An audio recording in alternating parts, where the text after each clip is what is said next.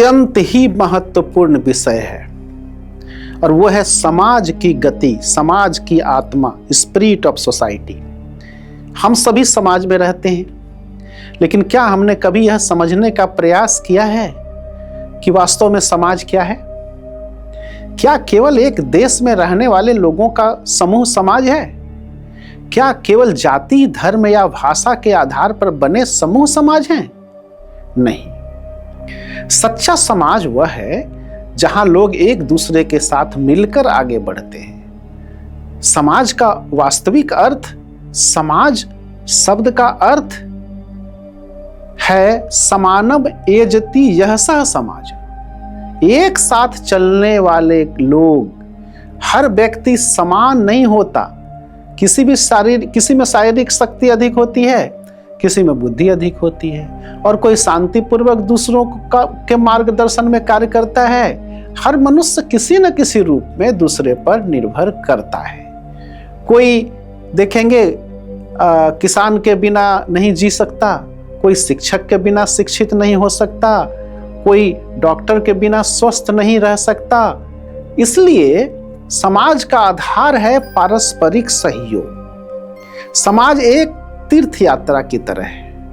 कल्पना कीजिए कि कुछ लोग एक तीर्थ यात्रा पर जा रहे हैं और यदि उनमें से कोई बीमार पड़ जाए तो क्या बाकी लोग उसे रास्ते में छोड़ देंगे? नहीं, वे रुकेंगे, उसकी सेवा करेंगे, जरूरत पड़े तो उसे अपने कंधे पर उठाकर साथ लेकर जाएंगे। तो यही समाज की गति है, यही समाज की आत्मा है, जहां लोग एक दूसरे के दुख को अपना दुख मानते हैं। वही सच्चा समाज कहलाता है।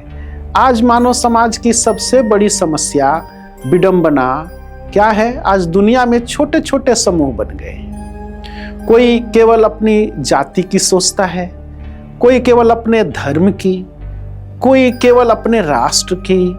भारत अलग, पाकिस्तान अलग, इंग्लैंड अलग, लेकिन मानवता कहाँ है? जब समाज संकीर्ण समूहों में बंट जाता है तब शोषण शुरू होता है। एक समूह दूसरे का उपयोग अपने स्वार्थ के लिए करने लगता है। और यही कारण है कि आज भी दुनिया में युद्ध, घृणा और विभाजन मौजूद है। कोई भी अकेला नहीं है। कुछ लोग कहते हैं मुझे किसी की जरूरत नहीं, लेकिन यह भ्रम है।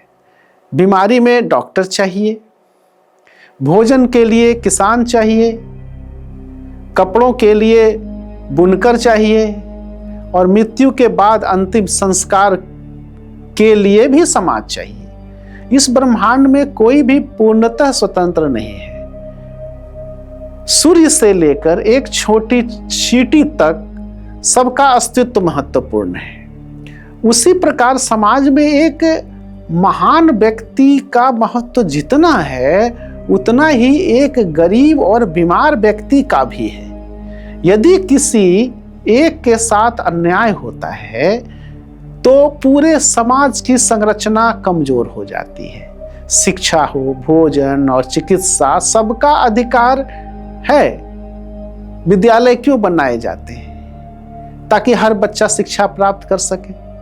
लेकिन आज भी करोड़ों बच्चे शिक्षा से वंचित हैं। क्यों? क्योंकि समाज में समान अवसर नहीं है। भोजन, वस्त्र, आवास, शिक्षा और चिकित्सा, ये सब प्रत्येक मनुष्य का जन्मसिद्ध अधिकार है। यदि समाज इन आवश्यकताओं को सब तक नहीं पहुंचा पाता तो वह सच्चा समाज नहीं कहलाएगा। और संस्कृति क्या है? मनुष्य और पशु में कुछ समान प्रवृत्तियां होती हैं। भूख, प्यास, भय, ये सब दोनों में होते हैं, लेकिन मनुष्य इस प्रवृत्तियों को रिफाइंड यानी संस्कारिक रूप में व्यक्त करता है। यही संस्कृति है। उदाहरण के लिए भोजन करना सबकी आवश्यकता है, लेकिन मनुष्य भोजन करने से पहले हाथ धोता है, सभ्यता से बैठता है, दूसरों का ध्यान रखता है। यही संस्कृति है।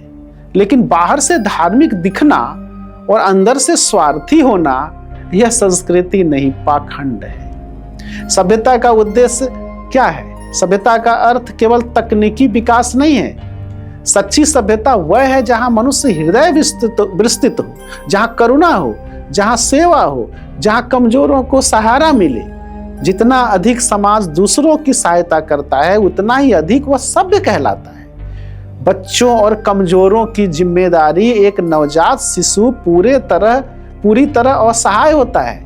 यदि समाज उसकी रक्षा न करे तो वह जीवित नहीं रह सकता।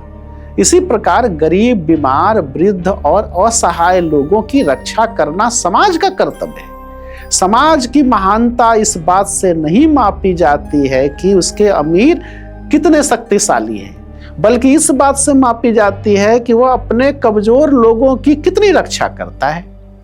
वास्तविक सामाजिक चेतना, जो लोग अपनी बुद्धि और शक्ति को दूसरे के साथ बांटते हैं, वे वास्तविक सामाजिक चेतना वाले लोग हैं।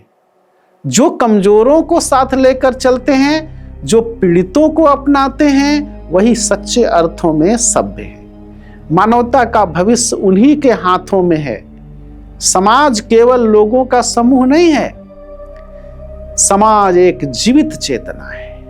यह प्रेम, सहयोग, सेवा और सामूहिक प्रगति पर आधारित है। जब तक दुनिया जाति, मजहब, भाषा और स्वार्थ के छोटे छोटे समूहों में बटी रहेगी, तब तक वास्तविक मानव समाज का निर्माण नहीं होगा। आइए हम ऐसा समाज बनाएं जहां कोई अकेला ना हो, जहां हर व्यक्ति को सम्मान मिले और जहां सब मिलकर हाथों में हाथ डालकर आगे बढ़ें। यही मानवता की विजय यात्रा है।